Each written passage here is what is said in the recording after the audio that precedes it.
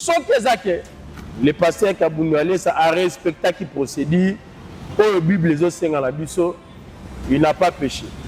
Mais il y a ma baie, on est aussi pendant un autre collection, on est dans le niveau média. Donc, et si on a un catholique, bazo salate, ni réveil à salaire. Et si on a un protestant, bazo salate, ni église de réveil à salaire. Parce que dans l'église protestante, aux hommes donc vraiment beaucoup plus sur le Saint-Esprit. Tant que vous avez l'église, il y a un nom biblique donc outil dans la carte de ma commune ensemble.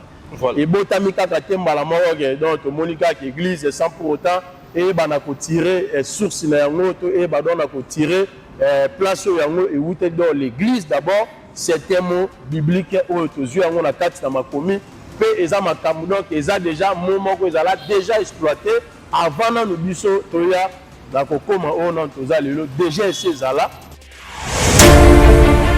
Parce que vous ne pouvez pas exposer la vie d'une personne, vous ne pouvez pas dénigrer une personne. Dans le niveau des médias monde entier, bazotala, bazomona que oui, tala sali loko songolo pakala. Est-ce que na mukilio kaka yende mutasali kama bewana? Ezala bato beno bazosala do mabe basaka na kati église au pasteur Kabundu alesa azokamba. Na rolingana tuna mibale mwana mboka est-ce que bénédiction peut va retirer kango? Na moi na parfois mon diminayo église va fidèle na yo moko pambolaki apambwami et dans les jours à venir problème moko ekoti vous avez la possibilité à retirer bénédiction oyo béniraki parce que na rokendeka na concept yango mbala moko pour répondre mission na dévolé tout monde qui tango ba problème ebimi awa ya nanga papa na biso pe ka kenza oyo ayaki po a retirer ba parole nyonso alobaka malamu pona nanga mosali wa za mabe oyo aza mosali ya mabe aza ya solo te bokoye bayeka toujours un na misala na ye bokoye baye toujours na ba message na ye bokoye baye toujours dans la pratique oyo azoye bana kosalela c'est par rapport aussi à la parole selon le livre d'Ésaïe chapitre 4.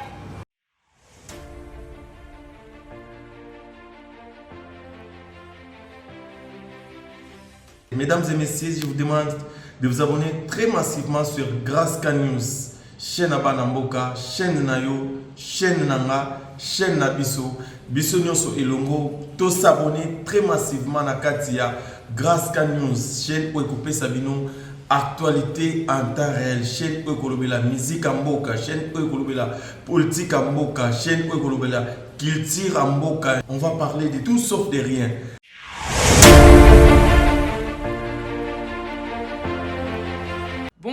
Bonjour, mesdames et messieurs. Je vous demande de vous abonner sur Graska News.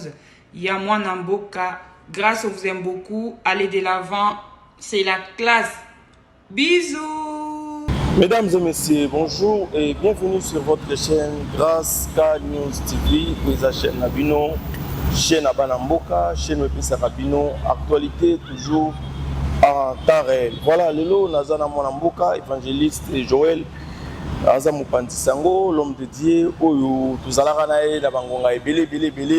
Lelo, c'est la toute première fois à l'Ikanakati, à chaîne Nabiso, Graska News. Lelo, Tuzala Nesemo Makasi, Kouyamba Mwanamboka, évangéliste Joël Oaza, les représentants de l'église mission évangélique Jésus-Christ Monsali. Lelo, Tuzala Nakati, à Graska News, Toubeta Mwambuke, les solos, il y a actualité, on va parler de la spiritualité, on va parler de la vie religieuse, on va parler des choses qui se passent dans les milliers chrétiens tout au long. Il y a émission Nabiso, na Mwanamboka, évangéliste Joël, à qui j'ai dit bonjour Mwanamboka. Ah, bonjour les journalistes internationaux, grâce en tout cas, je suis très heureux et à Koutana présent. Voilà, merci à trop. Lelo Tozana Katia, Graska News et sa chaîne Nayo. Mais na yamboto bande émission na biso na kosepela to sala ta moi prière au pambola pe balandi baza kolanda biso au pambola pe chaîne na biso poto ko ba pe to za pe na courage ya kosala pe mission na biso toza devant yo mona na Nzambe. OK, merci. Prions Seigneur. Nous dédions cette émission entre tes saintes mains pour se manifester du début et jusqu'à la fin.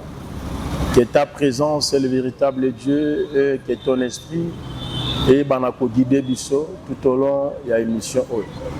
Et je bénis cette chaîne Père éternel et Fongwama et Kende Moussika, le véritable Dieu. Et Kombo Nango et Zala parmi ba Kombo, il y a ba grande chaîne Oyo. Les obétama, voire même dans le monde entier, dans le nom puissant de Jésus-Christ, ainsi prié et nous disons Amen. Amen. Voilà, merci à trop. Batbalandi Bisso, vous allez vraiment béni la prière et à mon amboka. Évangéliste Joël a salé Bisso. Et puis à Pamboli chaîne na Bisso, pour évacuer chaîne na Bisso. Et ça, chaîne Yamounen. Mon amboka lobby, pour s'abonner très massivement à la 4 il y a Grâce 4 TV. Chaîne Eza Kombangolo. Yamangolo na Kombonaïs. Voilà. Merci à trop, mon amboka. Batbaza Rolanda Bisso, on se présenter moi Mouké na Liboso et la caméra, évangéliste Joël Aza Nani. Ok, merci beaucoup en tout cas. Merci pour cette question très importante parce que, chers fidèles téléspectateurs, nous surtout au Bozolanda Bisso dans le monde entier à travers cette chaîne Grâce News Télévision. En tout cas, c'est votre chaîne. D'ailleurs, je vous invite de vous abonner massivement et d'appuyer sur la cloche de notification pour ne pas rater les actualités. C'est une chaîne vraiment qui est à caractère aussi évangélique parce que maintenant là, nous voulons un peu discuter dans ce qui concerne point où ils ont vraiment s'est basé sur le point Makambotali évangile dans Zambé. Alors, na bengami na kombo ya évangéliste Joël Fumaba, même à to benga frère Joël, ce n'est pas un péché parce que c'est recommandé aussi dans la Bible. Nazo diriger église eza na niveau ya commune ya Makala na avenue Kinzenzengo numéro 66 na quartier Wamba, donc eza na commune ya Makala soki oye otuni église mais je ça soit église mission évangélique Jésus-Christ mon salut nde eza église nazo eba na kokamba bana na Nzambe toujours sous recommandation ya Kolonzamba qui n'a coupé ça pour nous. Donc nous sommes là en train de faire l'œuvre de l'Éternel quand bien même que nous sommes au début et c'est pour cela que vraiment toujours na kobunda na pona ko eba penza na ko vandisa makambo kaka lolenge ndenge Nzambe akoyeba na ko memela biso. Donc c'est ça un peu. Merci beaucoup. Voilà, merci pour la présentation là. Mon amboka vous a Nzambe depuis quand, depuis quelle année où yambi Jésus-Christ au lobby vraiment que non na mikoti ici dans le monde parce que biso nous tobo tamara mais des fois tobo tamara na famille chrétienne des fois ba musulmane des fois ba musu bazana ba différence il y a ba religion. À quel moment on s'est décidé qu'il est là pour se plonger dans le monde de la spiritualité le lo ba benga évangéliste Joël. Ok, merci beaucoup. Et ça peut question moko ya malamu parce que bana na Nzambe sengel pe bayeba touti wapi pe tozo kende wapi po lelo tozo mona basani na Nzambe ka pa mbala musala Nzambe boyebi te source na ye voilà boyebi histoire na ye te azalaki nani e komaki ndenge nini po ya komati ne sikana po tozo mona même ata na Bible apôtre Paul azana parcours o penza makomi na Nzambe ezotalisa biso makambo ya banda ko sala po akoma alongwa sol ayeba na koma Paul o tozo lobela lelo ngape naza pe na parcours place na witaki tina yo koma dans le niveau na komi koyeba na koyamba Yesu comme Seigneur et Sauveur. C'est depuis les années 2009 ne na yambaki Yesu parce que nazalaki na kati ya islam en tant que musulman et na fonctionné vraiment na kati ya religion islamique moi tant où esengelaki dans nazala kuna. C'était depuis les années 2006.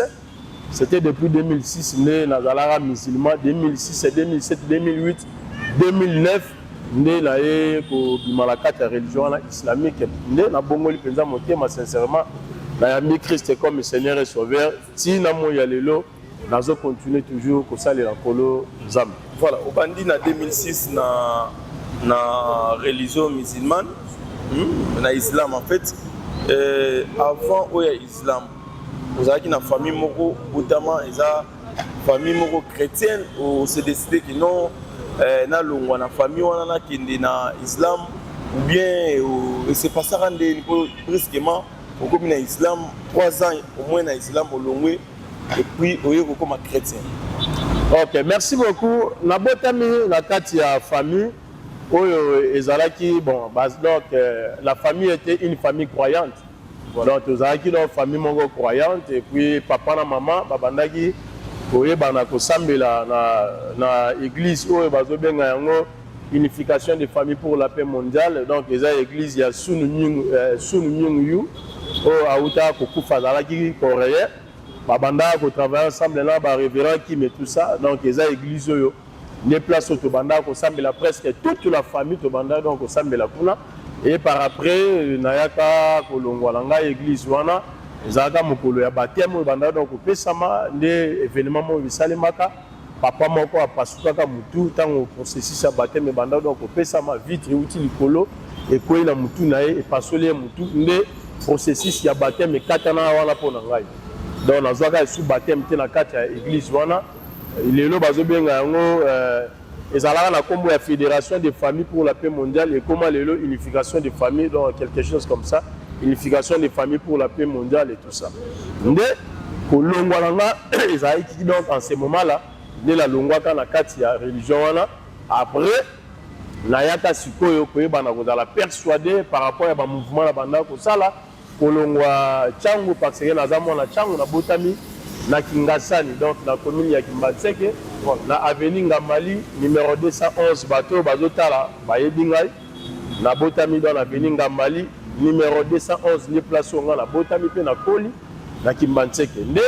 Et au salake, mouvement na banda donc au sala kolongwaka changu, koyaka na commune yanga batepa ya koko nanga, donc place banoko nanga bazalaki. Né la banda mingi koya parce que ba oncle nanga na musutu la ina ba génération moko. Dès la bande mingi koya ba congé moi ba sentiment les kota qui au sala moi ba mouvement déplacement okenda pe congé mais na kati ya congé wana ni na banda koya mais yangwana elemaki nga pour être na yeba na ko la persuader par rapport à la religion au ba ndeko nanga donc o nazo benga ba noko nanga ne ba banda ko kende tango ba ye pour betela ba makambo ya religion na islamique ne yango sala ki nga pena la rediriger vers cette religion-là islamique pour les comme musulmans. Nous la commence à fonctionner ensemble là bango et puis là bamakambo et c'est pas ça dans les surtout dit que ça parenthèse peut-être dans les jours à venir on en parlera un peu plus pour la témoignage dans ce qui concerne religion islamique qui peut na comme chrétien na comme chrétien ndengeni.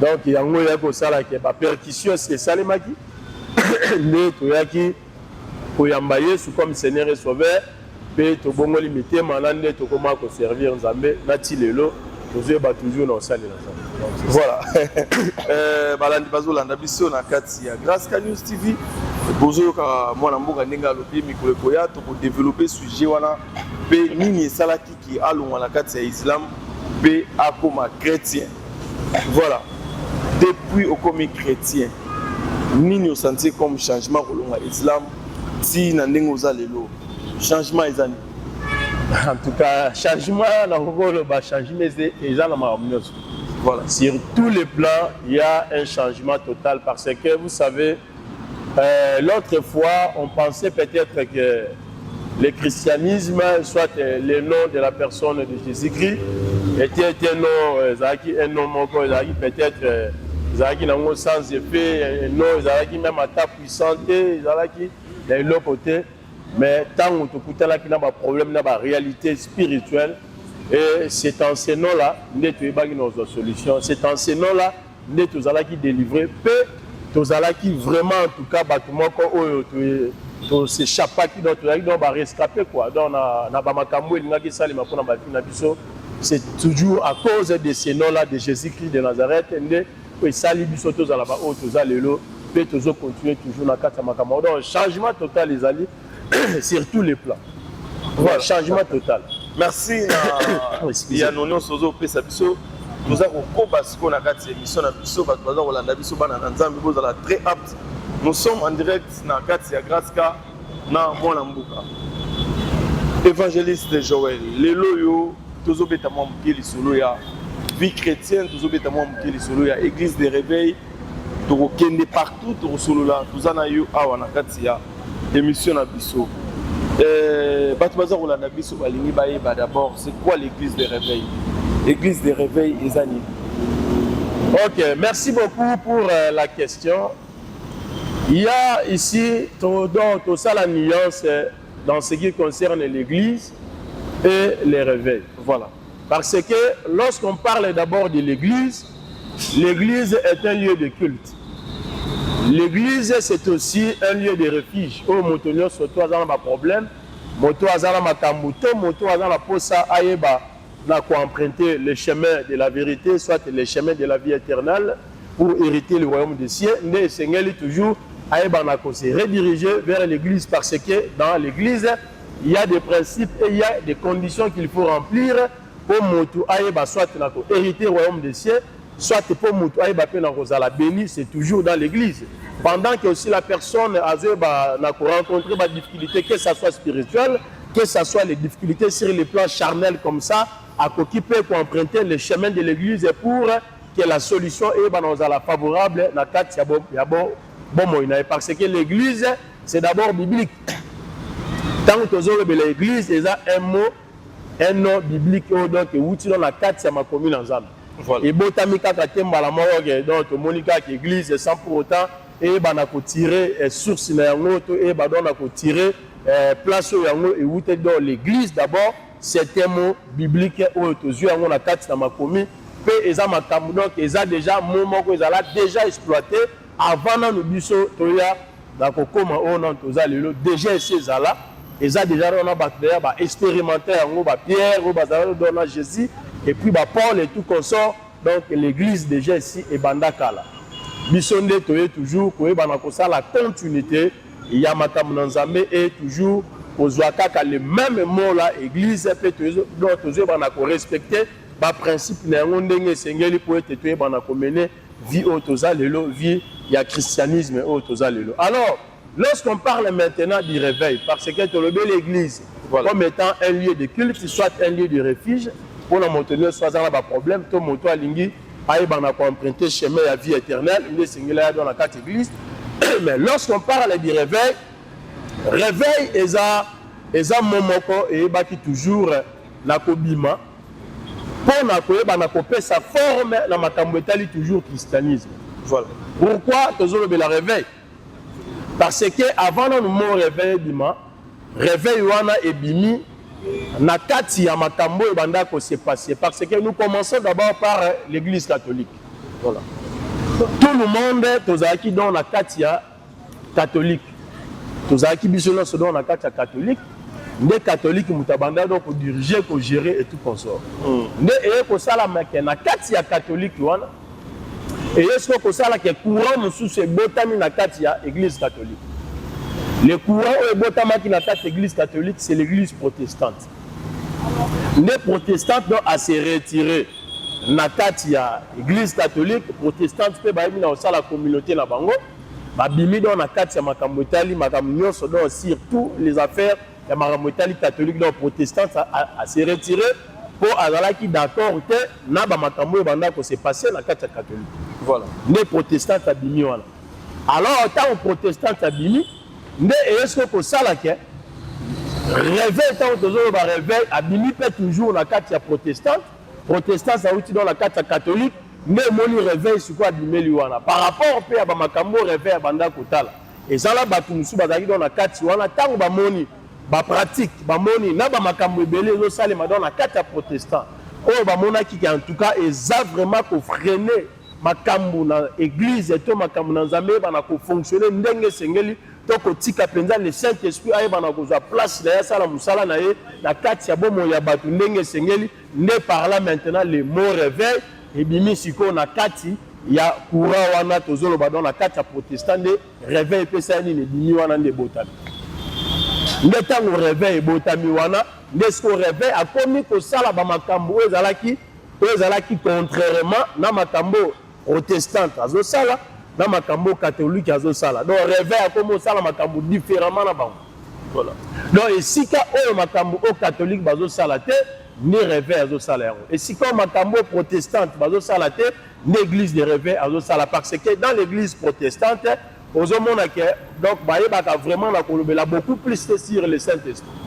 Bah se focaliser beaucoup plus sur le Saint-Esprit mais ceux dans la carte réveil aux hommes qui réveil azoe ba don na kotika place dans Saint-Esprit sala musala na ye ndenge moko na ba apôtre ba yebaki na kosalela na batanyo soto eleki ne yango aux hommes ke réveil ebimi wana tant que tozolo ba réveil donc c'est-à-dire kolamuka sur quelle base donc sur le plan spirituel ne yango réveil ebimi wana pour la spiritualité pour la kolamusa molimo pour la kolamusa matambo catholique alalisaki protestante alalisaki ne réveil sikoye dans la botama dans ce sens là pour la réveiller un peu matambo tali spiritualité ya bato pour na voyez ba penza na kotika la manifestation du Saint-Esprit et ba na kosali manakati église corps du Christ nde yangwana place tozolobela église du réveil donc église de Yesu ezala mais sikoyo toye kobakisa nde réveil sikoyo esani ne koti na kati église pour eyeba penza na kosala musala na yango conformément à la parole de Dieu. Voilà. Ce qui toyebi moi moké selon Oyolobi c'est que division déjà outa à partir de ça na Nzambe division le tout le monde ba église nyonso peu importe ba différentes religions c'est que outa déjà division ya monde entier le tout le monde c'est que outa na milieu église parce que église déjà yango muté ezalaka na base que catholique azalaki wana et mouké protestant et bimi mouké réveil et bimi c'était dû à un leadership moro quelconque bien au lugara ba branche moro pour nous aller attacher na Saint-Esprit n'ont lobby bien rara mauvaise foi ya pas bon na koki ko va répondre à question na oyo tunique division et c'est bandakala. En tout cas, essayez de marteler un peu sur quelque chose dans ce qui concerne la division et la séparation. Dieu n'aime pas la division, mais Dieu aime la séparation. La séparation, ce n'est que normal dans la vie courante ou dans les obika. La séparation est inévitable. Au coco beau la séparation, quelle que soit la façon dont on s'engage les alliés. Le coco ça donne un némo ya malamu, tout donne un némo ya moi ba frustration coco zala. Mais même si quand bien même que vous vous séparez, mais il y a une salité qui est divisée. Voilà. Et le condensant balingaraté c'est la division. Il y a ba kabwani dans division tant que il y a dans ba makambo belé, il y a dans ba do écoute ça dans fogola dans ba pox il y a ba bilo belé, dans ba rankini ku frappé il y a makambo belé za la wana. Yango okokendo mona na Bible Abraham a kabwana na Lot. Et alors une séparation, mais ce n'était pas une division. Mais c'était une séparation. Donc Abraham a kabwani nan de konaye zalaki Lot. Basa ni séparation, yango zomona ke Abraham abanda ko zwata ya ko bonde la pona Lot. Quand bien même que ba se séparaki, mais banda ko bonde la pona Lot parce que ayebaki ke na ville Lot azalaki Zamba zaki na posa eba na kotumba ville wana et Abraham faisait son travail, c'est lui d'intercéder pour son frère ou azalaki kuna na kombo ya Lot parce que ba se séparaki. Alors séparation wana ezalaki dû c'est donc la volonté ya Nzambe ne nous permettait que ba se séparer bon. Voilà. Pour tout le monde ça la vie a évolué ndenge na. De la même façon telle que nous sommes là, aux appena bandeko autour na ba camarades aux alala bango vous allez bien, vous allez ensemble et tout ça. Mais tant que tu as embrassé le chemin, il y a ma destinée pour la vie, automatiquement la séparation est inévitable. Voilà. Donc, au Kabolaka, coûte parce que chemin ont emprunté, on a matché dans l'Anzela, ils ont permettre les sous-soutés dans l'ensemble. Mais là, vous avez la division. Alors, ce qui est la division, et ça, est purement satanique parce que Dieu n'aime pas la division. Voilà. Tant que tu as oui, église de réveil et se sépara, et bima la carte ya protestant ou la catholique, donc tu as la séparation, mais la séparation, ils ont divisé, ils ont la banque. Rêve en un exemple, lorsqu'on veut faire une chose, soit par le Bible, confession, religieuse, le Seigneur l'écoute. Au monde catholique il passe à la confession religieuse. Au monde que la protestante peut la confession. Au monde appelle église de réveil peut se présenter donc c'est pour dire que on était ensemble avec vous mais sur base, il y a quelque chose que yo kana quitté, ne ça que ça nous se séparer muto na muto ba ça la chemin. Mais tant que tu kuta to pesa ni mbote parce que nous sommes des frères. To kabwani te na ndenge moko ya mabe, mais to kabwani donc to sali séparation moko normale pour ezana ba point moko zo senga te to yebana kozala ensemble nde to sento kabwani pour ezape makambo ese komama déjà la kati ya makomi. De la même façon, la Bible nous parle dans ce qui concerne Paul et Apollos. Aujourd'hui, il y a Paul et Apollos, c'est une séparation.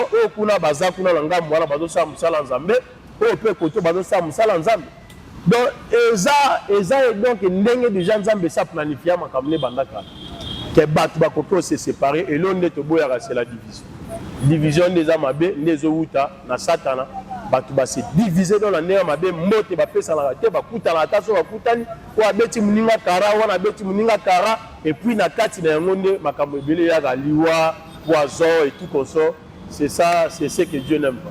Voilà, merci à trop na mituna nyo so répondre biso na biano na yo tout limite ba moi moké à quel moment bana na Nzambe ba ko détecter un faux pasteur, un faux prophète, un faux évangéliste, un homme de Dieu, bâtiment sur quel qu'il soit, titre n'a pas différents titres, c'est par quel moment? Ok, merci beaucoup pour la question. C'est une très bonne question. Pour fidèles téléspectateurs, surtout besoin sur le monde entier à travers cette chaîne, grâce à News Télévision. J'espère que vous ne serez pas déçus. Alors, pour la question, qui est de comprendre faux pasteur, faux homme de Dieu.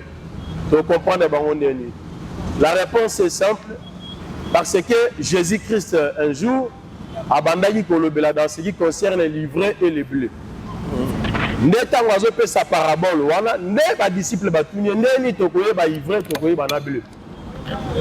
Bango balobi le kola, au pesi biso parabole, au lobby que molon yaki aloni bleu, mais na butu mutu ya mabe aye azu ivre matiti ya mabe aseni aloni place bleu zalaki. Voilà.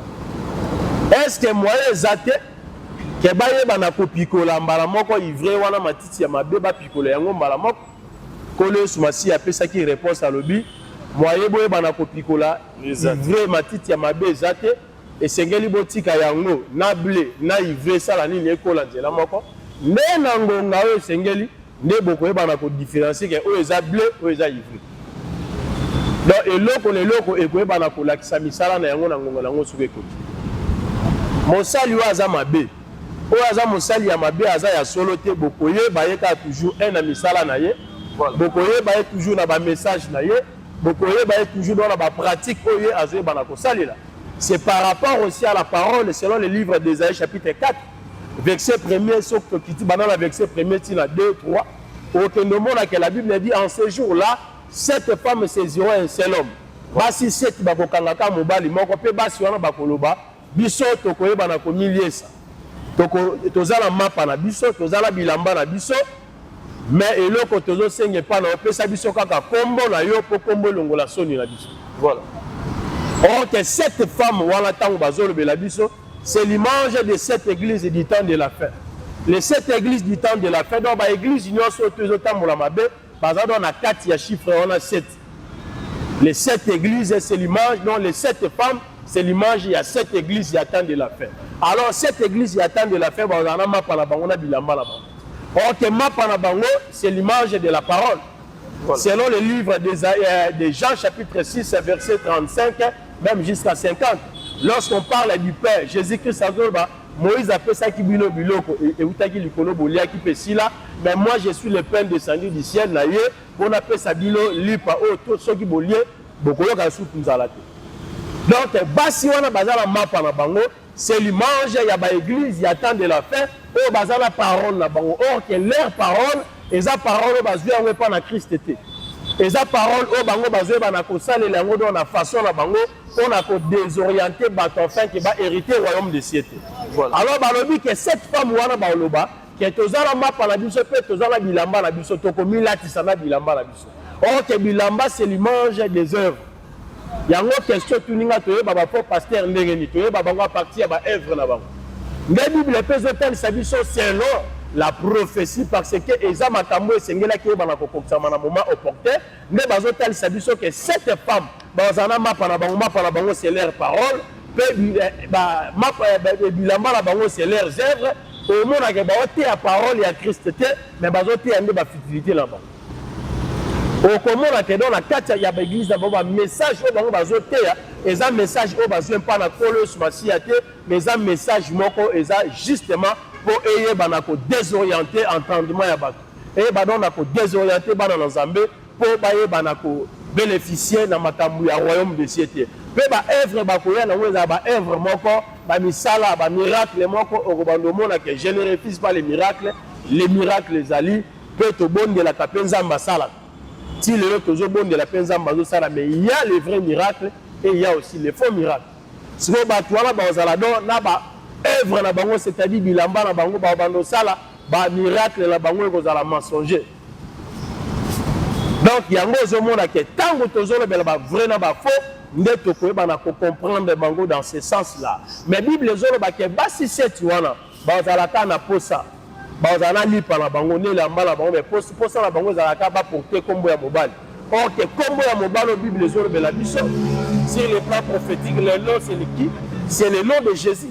Voilà. Beaucoup d'églises en ce moment que nous sommes bazalaka na posa baporte nkombo ya Jésus batie libanda kuna l'église du Seigneur Jésus-Christ est telle mais si vous entrez à l'intérieur vous verrez que bazala la parole na bango pe bazala ba œuvre na bango soki ezake le pasteur Kabundu Alesa a respecté qui procédure au Bible ezosenga na biso il n'a pas péché mais ya mabe o neto sepana yango te collection on est dans niveau média parce que vous ne pouvez pas exposer la vie d'une personne vous ne pouvez pas dénigrer une personne na niveau ya média monde entier bazotala bazomona ke oui tala salelo ko songolo pakala est-ce que na mukili o kaka yende mutasalika mabe wana ezala bato beno bazosala no mabe bazaka na kati église au pasteur Kabundu Alesa azokamba bato pe musu bazawana bazo commettre do ba acte moko o ezape ya mabe makasi ozo comprendre donc yeka ka tende mutasali do mabe koleka bato nyonso moto aza parfait zate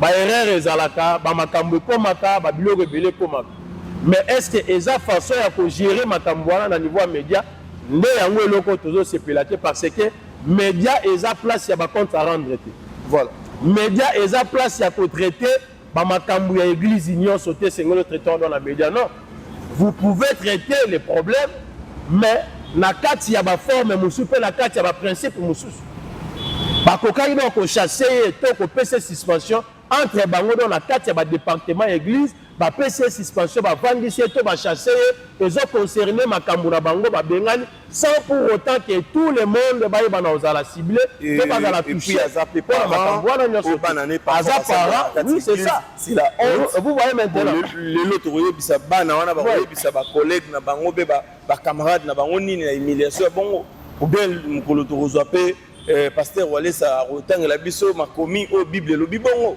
zomona donc vous voyez maintenant c'est là où que ezoye bana ko pesa batunyo surtout pas si pourquoi parce que c'est la vie d'une personne voilà donc là automatiquement vous touchez à sa moralité donc la morale de la personne est déjà touchée pourquoi parce que déjà vous discréditez na action on a déjà vous sali collecter dans les médias vous bébisi déjà réputation na pas na batunyo surtout motono soso ka moni ata bana na place do batangaka tango bazomona ba image wana to ba collègue ya bana le tango do bazomona bakobana directement donc ofinga papa na bango à travers bana na yo do bazotanga quelque part papa la biloko ndumba babegalaki na kati église tout ça vous voyez un peu ce n'est pas une très bonne chose et vous allez rappeler lelo ba communauté na bino de bokoma mo ba divergence ezali ba problème ezali ba guerre et comment est-ce que lelo to remona pe que bino ba pasteur ko sangani bo convoquer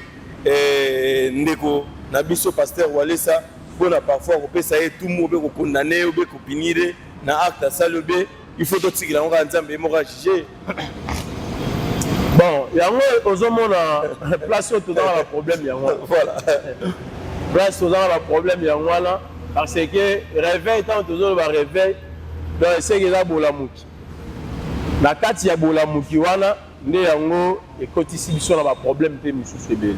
Voilà. Ba problème ni ekomisi biso. Oui, quand bien même que sur le plan spirituel, sur le plan ya makambo etali kolamuka na makambo etali makambo ya molimo et tout ça, wana eza malamu. Parce que eza na kati ya réveil nde ba témoignage ekota.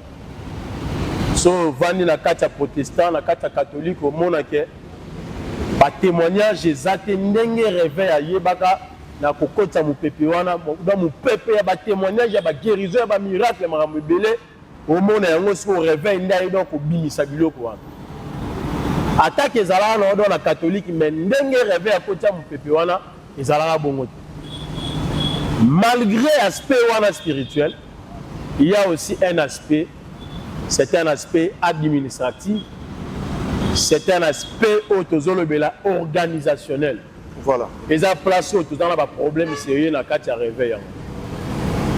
Il n'y a pas d'organisation. Dans le réveil maintenant, tout ça n'a laissé aller. Dans le réveil maintenant, tout ça beaucoup plus dans ma Italie. Tozolobela na makambo etali donc na koki koloba na makambo etali donc mutu na mutu donc c'est-à-dire donc yo l'individualité nzaming azo vivre na ndenge na donc la mutu la mutu azo bika na ndenge na voilà toutefois pas de détails wana mais na lingi mingi totikala na kati ba problème wana mona mboka eza makambo yo eza kotumisa vraiment bana na nzambe na rolingana tuna o mituna mibale mona mboka. Est-ce que bénédiction peut retirer Kango na moi na parfois mon diminayo église va fidèle na moko pambolaki a pambomi et dans les jours à venir problème moko ekoti vous avez la possibilité à retirer bénédiction oyo béniraki parce que na rokendeka na concept en bala moko au répondre mission à dévoler tout le monde qui tango pas problème et bimi ya nanga papa na biso pe ka kenza oyo ayaki po a retirer ba parole nyonso alobaka malamu pona nanga. Déjà au moins il faut ba place sur ba problème eza ko se poser yango. La kati ya réveil tozo bossa na ba aspect belé. Voilà. Comme étant l'aspect sur l'enseignement. Enseignement n'est eza base ya chrétien. Parce que la Bible nous dit Jésus-Christ a dit mon peuple sera enseigné par moi-même. Voilà. Donc, les problèmes d'abord chez nous, dans l'église du réveil du Congo, et ça que Batoubaza peut se baser, oui, dans la spiritualité, mais bazo négliger l'aspect de makamwitali enseignement, il y a kotali sabatu, n'enni ni makamwisengele et badon na kozali. Voilà. Ma commune en Zambézela Banamokanda, Osée chapitre 6, verset 6. J'aime la piété plus que les sacrifices, dit l'Éternel des armes. Zambalobi alingata, motata mwana bosemboke ba sacrifice kotumba mbeka. Voilà. Tu peux jeûner pendant 1000 ans, tu peux jeûner pendant 100 jours, pendant 20 jours, 40 jours, mais si tu ne marches pas selon la piété, automatiquement le Seigneur a joué bana compter ba sacrifice na autre. Voilà. La deuxième paragraphe là, la Bible dit j'aime la connaissance plus que les holocaustes. Zamba zoye bisaba na Israël alobi alinga kaboye ya makambule mingi koleka kobonza. Voilà. Okoko pesa mabonza ya $100, ya 200, ya combien okoko pesa, mais si tu n'as pas la connaissance de Dieu, ezelo nzambe a sepela na ngote. La Bible dit moto nyo surtout azoye bana ko rejeter connaissance nzambe pas face à nini a rejeter. Et la Bible dit mon peuple périt faute de connaissance. Voilà. Lorsqu'on parle de la bénédiction, la bénédiction, c'est quelque chose de spirituel. La bénédiction, ce n'est pas la richesse.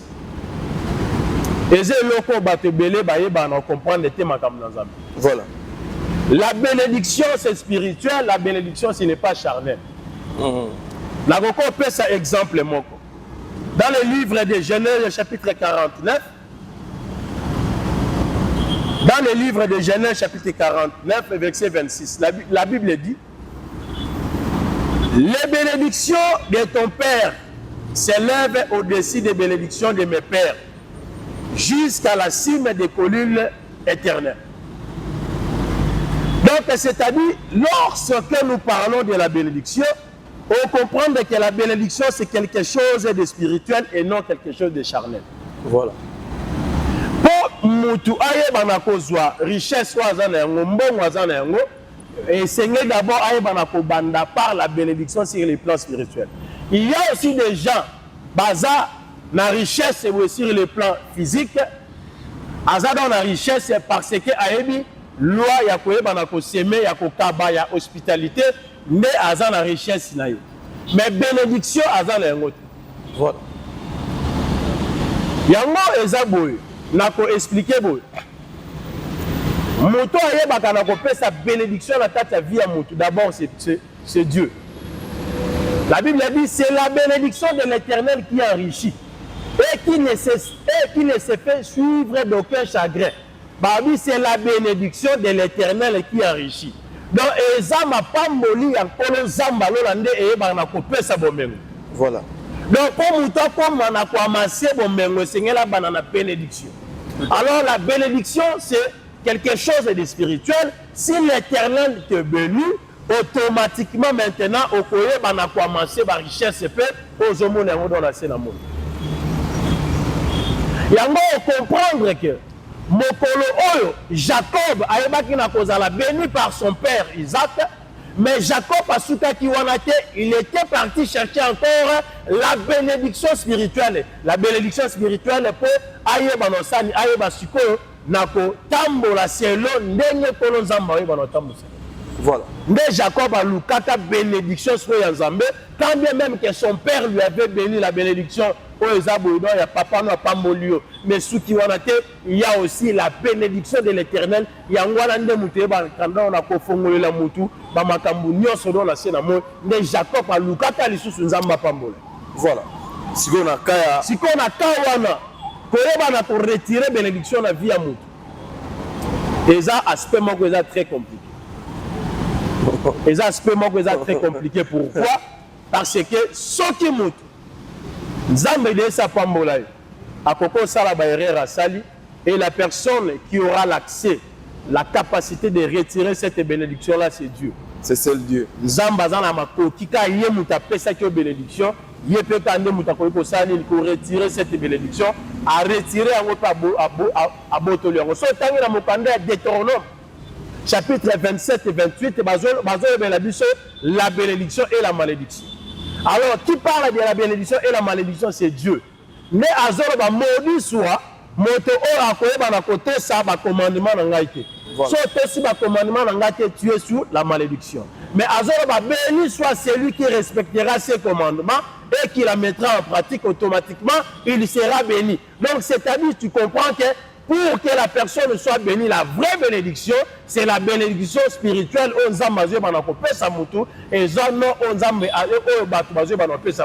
La personne physique peut te bénir, mais sa bénédiction peut se limiter quelque part. Mais quand la bénédiction de l'Éternel se présente, automatiquement, ça peut ouvrir des grandes portes, peut cotiser dans la richesse, cotiser enrichissement dans la carte de la vie. Dans son moutou à Mokili, alors qu'il a retiré la bénédiction. La bonne bénédiction, à moins que vous ayez la connaissance de la Nzambe. Donc, dans la base, à moins que vous ayez la connaissance de la Nzambe. Mais si la personne se présente devant Dieu, à s'excuser, pardon, il dit Seigneur, pardonne-moi pour tout ce que j'avais fait. Seigneur, pardonne-moi. Automatiquement, si la personne a dit automatiquement, même si vous le modifiez, même si vous retirez entre guillemets votre bénédiction, mais ce qui a béni le Seigneur a la capacité de bénir Mouto. Mais Mouto te retira qui te l'a qui m'a bé, mais tu dois comprendre que tu as prospéré. Parce qu'il y a des choses. Il y a que nous avons Bible David est l'homme selon son cœur. Pourquoi? Parce que David avait l'habitude de s'humilier. Même s'il fait quelque chose, devant la face de l'Éternel, qu'est-ce qu'il faisait? Pardon. Donc David demandait toujours pardon à Dieu parce que Abanda clé ya makambo soki moto sali mabe sengeli ossimilier obuka mabolongo na oyo bana senga nzambe pardon. Alors si maintenant donc la personne demande pardon à Dieu, alors vous dites que nous avons retiré la bénédiction. Est-ce que la bénédiction oyo pesa et la bénédiction et même mutu na lola to ezaka po sukaka sur le plan ya mamutali physique. To bo ite Bible lobi bo respecter ba papa na bino bazo kamba bino na molimo parce que bazo veiller pe na ba âme na bino. Bazo veiller dans ba âme na bino. Non ba papa bazo kamba bino par la foi. Je ne parle pas de spirituel parce que c'est un débat aussi. On ne parle pas d'un père spirituel mais on parle d'un père de la foi. Donc bo yeba toujours na kozala na komi kitisa na ba père ya foi o bazo kamba bino bo bango pe bazo veiller na ba âme na bino. Voilà.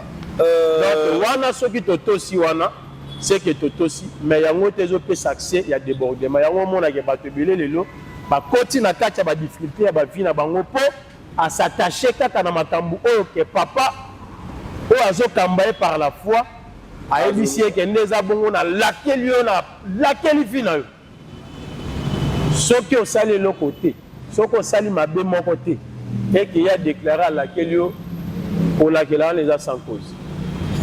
À moins que yo yeba ko sala ki mabe pe mabe wana tangu ya déclarer lobby oui certainement aza papa na yo et ko kipe ko lata yo. Mais ceux qui ont arrangé l'ensemble bongisi l'ensemble na ye moko bongisi o bongisi na ye eza na ngo problème. Voilà, merci na batbaza Rolanda biso kala mingi te tozo kende ko chiter na émission na biso.